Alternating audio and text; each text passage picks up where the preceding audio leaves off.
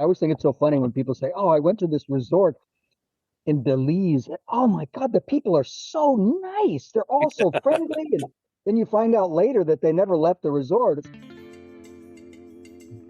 Welcome to 10 Minute Travels. With me, as always, is Phil Freeman. And with me, as always, is Shane Patrick. And we have with us Charles Fleming, adventurer, journalist, motorcyclist. And if you want to learn anything more about 10 Minute Travels or what we do, check out 10minutetravels.com. Let's get right to it, shall we? Yeah, you just got off a walking trip, didn't you? You were telling me a little bit about rambling across England. You Yeah, tell we us a did little a bit about that? we did a 9-day walk on the Yorkshire Dales Way, which is a very, very old public walkway through Yorkshire. We started near Leeds in a town called Bolton Abbey, and we walked every day, 6 miles on the short end, 12 to 14 miles on the long end, and we would walk as far as it took to get to the next inn. Or sometimes it was not much of an inn, it was more like a pub that also rented rooms. It was all in the countryside. It was, in all, I think I walked a couple of extra days because I loved it so much that at the end, when everybody else was done, I said, no, I'm gonna do the rest of it. I want to do 2 more days. And I think I walked about 85 miles in 8 days. And about probably about 70% of that on grass, because almost all of it is across fields and through farms and over, pastures, and then a little bit is on dirt path, and a little bit is on gravel road, a little bit is on Roman roads that were built and are still there. Yeah, it's sort Stone. of a historic trading route, or It's just a historic walking route. I mean, this was the way people got from one place to another. The simple way to get from one place to another often is along a river, because then wherever you are, you always have water, and the rivers tend to run at the bottoms of things and not up and down and over the hills. So it's often, if there's a valley between one on one side of one hill and then another valley on the other side of that hill, it's usually the river way that shows you how to do it. So most of this walk was along riversides. you told me you got reservations along the way just to make sure you had a place to rest.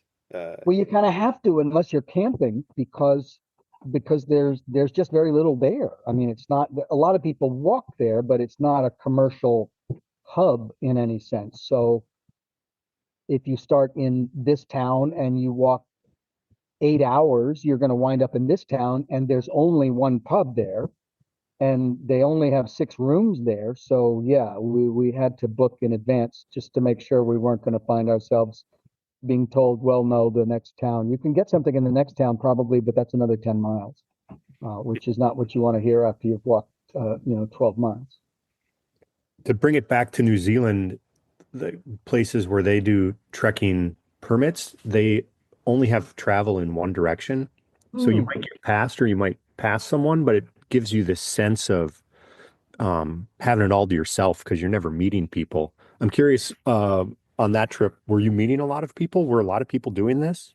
We met very few, but that's largely because we were at the very, very end of the season.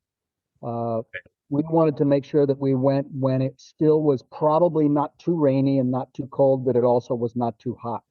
And it happened that this was the week there were 4 of us, and this was the week that all 4 of us could, or the 2 weeks that all 4 of us could schedule it.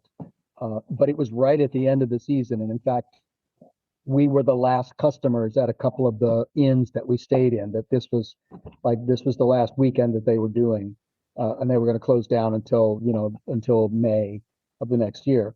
So we would have met a lot more people had we been there in July or August.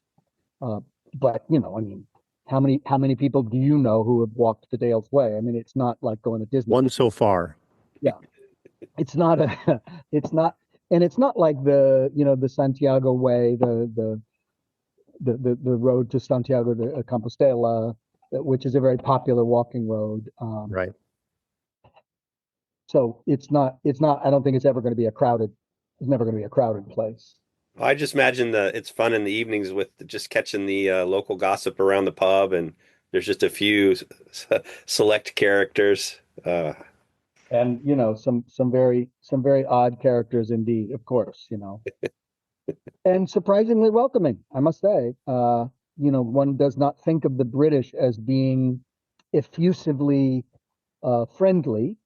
Their reputation is that they are a little cool and a little tending to keep to themselves and so on. But man, we felt such warmth and such welcome from the farmers we met along the way, and the shepherds we met along the way, and the other walkers, and not just the people who had to be nice to us because we were giving them money.